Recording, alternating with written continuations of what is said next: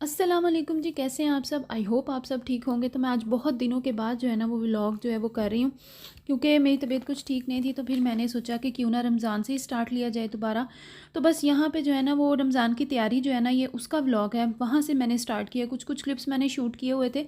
तो यहाँ पे मैं कीमे की कुछ टिक्कियाँ जो है ना वो बना के रख रही थी, कि अक्सर इस तरह होता है कि आपको टाइम नहीं होता, तो फिर इस तरह से जो कीमे की टिक्कियाँ बनी हो ना, तो आराम से बंदा निकाल के उनको फ्राई कर लेता है और अफ्तारी में भी आसानी हो जाती है।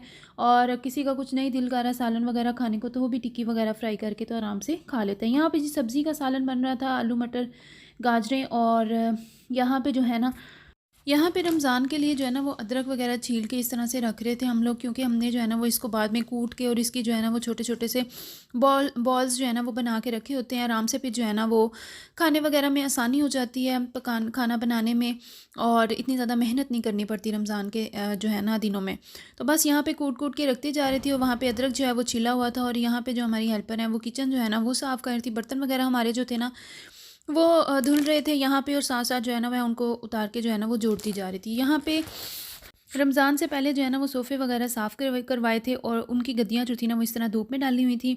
और दाल जो थी उसमें थोड़ी-सी नमी सी लग रही थी, तो मैंने उस तरह धूप में उसको ना रख दिया था। उसके बाद जी मैंने कुछ शूट नहीं किया, काम वगैरह में बिज़ी रही। तो हम रात को जो है ना वो ग्रॉसरी वगैरह करने के लिए निकल गए, और ये रमज़ान की ग्रॉसरी करनी थी और बहुत ज़्यादा रश था। और फिर एक चीज़ जो है ना वो माइंड में आई कि मैं आप लोगों से भी शेयर करूँ, कभी भी रमज़ान के बिल्कुल नज़दीक जो है ना वो ग्रॉसरी नहीं करने जाना चाहिए, क्योंकि इतना ज़्यादा रश होता है कि आपको ना कुछ समझ नहीं आती। और ये देखिए काउंटर पे इतनी ज़्यादा लाइंस लगी हुई थी, और हम लोग जो है ना वो बहुत ज़्यादा ख़ुवार हुए थे। और उसके बाद हमने ये सोचा था कि कभी भी जो रमज़ान की ग्रॉसरी है ना वो बिल्कुल भी रमज़ान के नज़दीक नहीं करनी चाहिए, उससे पहले पहले जो है ना वो सारी चीज़ें ख़रीद लेनी चाहिए। तो यहाँ पे जो है ना वो सारी चीज़ें वगैरह इकट्ठी करके मैंने ट्रॉली वगैरह में लगा दी थी, और अब बस बिल कराने की बारी थी। और बिल कराते कराते जो है ना वो काफ़ी ज़्यादा तबीयत ख़राब हो गई थी। ये देखिए कितना ज़्यादा रश था। फिर कुछ जूस वगैरह जो थे ना वो ख़रीदने थे, तो बस वो ख़रीदे, और उसके बाद जो है ना फिर हम लोग जल्दी से ग्रॉसरी करके जो है वो निकल आए थे।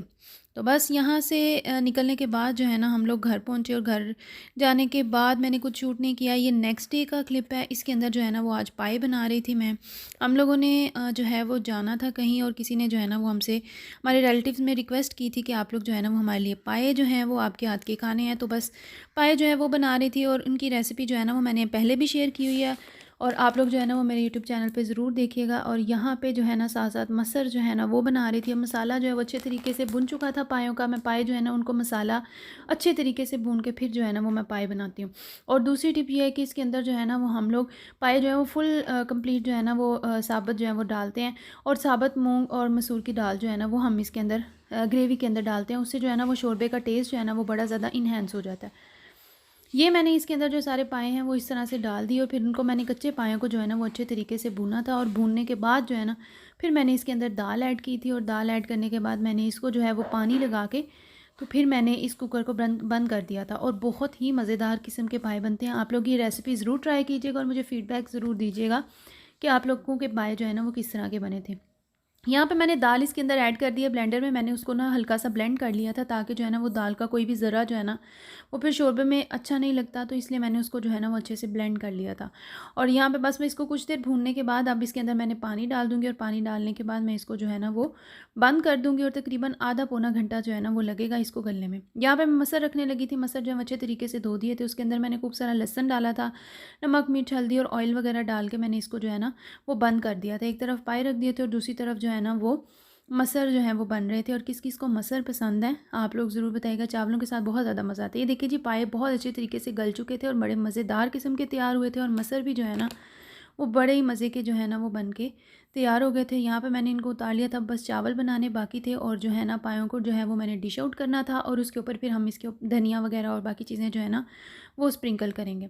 और यहाँ पे मैं जी फ्रूट चाट बना रही हूँ, और यहाँ पे आज जो बनाना था वो साथ हमने बनाने थे शलजम गोश्त। तो बस काफ़ी सारा काम इकट्ठा हुआ था, और एक तरफ जो है वो मैंने आलू चिकन के कबाब जो है ना उनको बनने के लिए रख दिया था, और एक तरफ जो है वो शलजम गोश्त के लिए जो गोश्त है ना वो मैंने प्रेशर में इस तरह से रख दिया था, इसके अंदर सब कुछ डाल के। और फ्रूट चाट जो है वो मैंने सारी कट कर ली थी। अब फ्रूट चाट जो है वो हमारी तैयार है। इसको हम जल्दी बना के रख देते हैं, फिर ज़रा ठंडी होती है और फ्रूट जो है ना वो जूसी हो जाते हैं, फिर मज़ा आता है खाने का।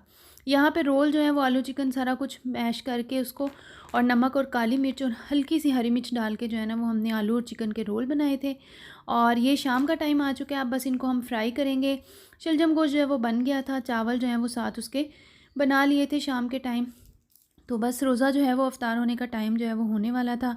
और ये यहाँ पे देखें जी, ये शलजम गोश्त भी बन के तैयार हो गए थे। अब बस मैं जो है वो जो है आलू चिकन के रोल फ्राई करूँगी। ये मैंने निकाल के पहले ही रख दिए हैं बाहर। अब मैं इनको अंडा और ब्रेड क्रम्ब लगाऊंगी, और फिर लगाने के बाद हम इनको जो है वो हल्की आंच पे फ्राई करेंगे। और फिर फ्राई करने के बाद जो है वो हम इसको डिश आउट करेंगे। और फ्रूट चाट जो है वो ऑलरेडी मैंने पहले ही बना दी थी, जूस भी मैं पहले ही बना के रख चुकी थी। अब बस जस्ट जो है ना वो इनका कलर आने तक इनको फ्राई करना था। और साथ ही मैंने कुछ फ़्राइज़ जो है ना वो बना ली थी, बच्चे खुश होकर खा लेते हैं और वैसे भी अच्छी लगती हैं, तो बस वो बना ली थी। और साथ में ये आलू और चिकन के रोल फ्राई किए थे, फ़्राइज़ जो है वो फ्राई कर ली थी, जूस बना लिया था। तो बस ये थी हमारी सिंपल सी अफ्तारी, और साथ में उसके बाद हम खाना शाना खाएंगे। तो आप लोगों की पहली अफ्तारी कैसी गुजरी?